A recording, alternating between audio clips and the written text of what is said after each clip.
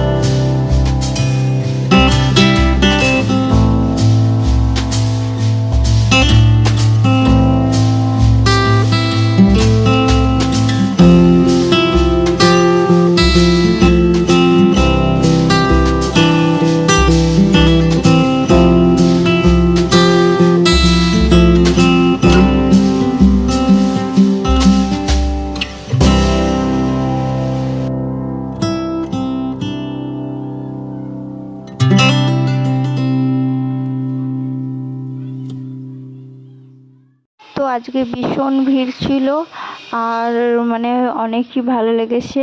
আর এই জায়গাটা তো আমার খুবই পছন্দের জায়গা আর আমার খুবই ভালো লাগে এখানে ঘুরতে।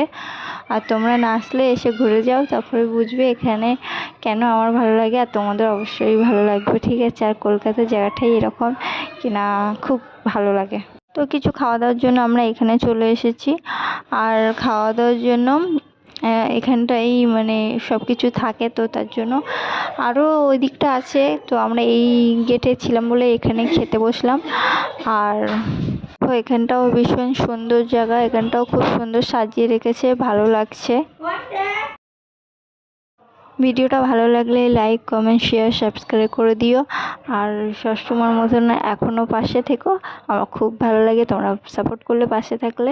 তো দেখো আমাকে কীরকম লাগছিলো, তো তোমরা কমেন্টে জানাও কিনা আমাকে কেমন লাগছিলো। আর সাবস্ক্রাইব করতে ভুলো না। সবাইকে আল্লাহ হাফিজ।